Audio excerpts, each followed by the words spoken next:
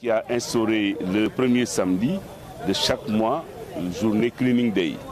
C'est vrai que l'expérience avait été tentée une première fois parce que monsieur le président en avait parlé. Et à l'époque, Ndiarème s'était déjà investi et c'était une très bonne et très heureuse expérience. C'est la raison pour laquelle aujourd'hui, vous avez vu, comme tout le monde l'a constaté, vraiment toutes les populations se sont déportées en masse vraiment pour mener à bien cette tâche de monsieur le président de la République. Maintenant, Ndiarème, nous avons une chance parce que nous avons des gens qui sont là, qui ont des responsabilités sociétales ici, qui ont des sociétés, notamment ce monsieur qui est là à côté de moi. Il s'appelle monsieur Cheikh Ahmed Tidiane Gueye. Lui, il est du Congo, de Brazzaville, mais c'est un ressortissant de notre commune. Et il a une responsabilité ici au marché. Le projet que vous voyez là, c'est le sien. Et c'est lui qui nous a aidés vraiment. Il a répondu à notre demande en mettant à notre disposition 3 camions et comment ça s'appelle encore? Voilà, comme il dit Ndaran, quoi, voilà. Donc il a dépensé au moins 1 800 000 ce matin pour appuyer la commune. Je crois qu'il faut que je lui rende hommage aussi et publiquement.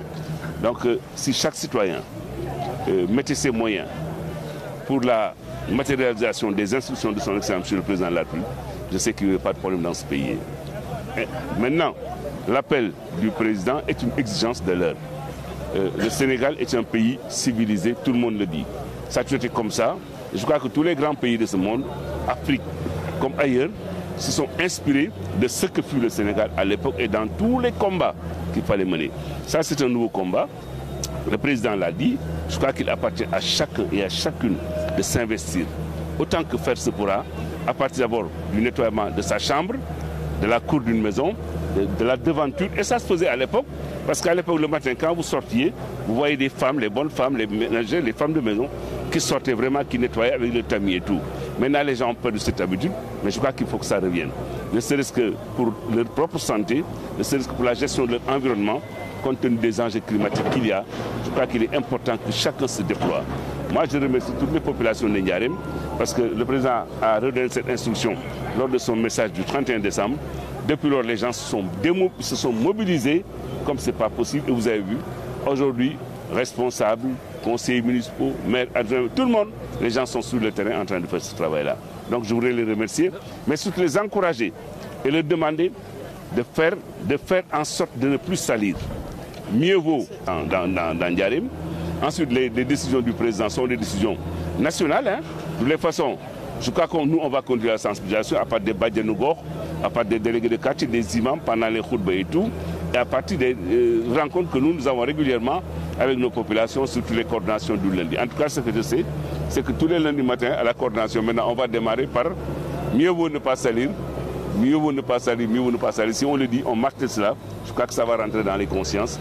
Et une fois que la conscience collective s'en approprie, je crois qu'il n'y a plus de problème. Et c'est ça l'importance d'une réforme. Amener les populations à s'en approprier. Le président a été au devant de ce combat, il a été à l'avant-garde de ce combat. Depuis avant-hier ou hier, depuis le 31, les gens l'entendent et le voient sur le terrain en train de mener ce travail avec ses ministres et son gouvernement. Tout à l'heure, vous avez vu, nous avons reçu la visite d'un ministre de la République, accompagné de M. Alissal et de M. le Préfet. Ça veut dire ce que ça veut dire. Ça veut dire que c'est un projet extrêmement important et nous travaillons dans ça. Là, nous déjà, depuis qu'on a déguerpi, conformément aux instructions de M. le Président, encore une fois de plus, et avec l'appui des autorités administratives, le préfet et le sous-préfet, on a passé 4 nuits ici à Ndiarème, vous étiez là avec nous, on a déguerpi beaucoup d'endroits, mais vous vous êtes rendu compte qu'à chaque fois qu'on enlève, les gens reviennent. Parce que la nature a horreur du vide. Maintenant, là, ce que moi j'ai fait au niveau de la commune, nous avons mis en place une équipe de superviseurs.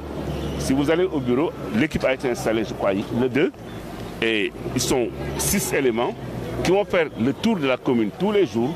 Et ce sera leur job pour d'abord sensibiliser les gens qu'il faut qu'ils ne reviennent plus tant qu'ils ne sont pas autorisés, sensibiliser également les populations sur ce qu'un citoyen doit faire quand tu construis, parce que ça c'est des difficultés aussi. Hein. On a des gens qui construisent n'importe comment. Vous avez vu ce matin quand on a fait le tour de la ville, on a vu des gravats à gauche et à droite. Et tout ça, il faut d'abord sensibiliser autant que faire se pourra. Mais après la sensibilisation, maintenant, continuer à travailler surtout par rapport à l'esprit de quartier zéro déchet. Si on parvient à cela, et comme nous on dit au niveau de Ndiarème, on a là les 4 pays propres par les populations, pour les populations. Donc cette théorie, nous sommes en train de la développer et je crois que ça va nous aider vraiment dans ce combat.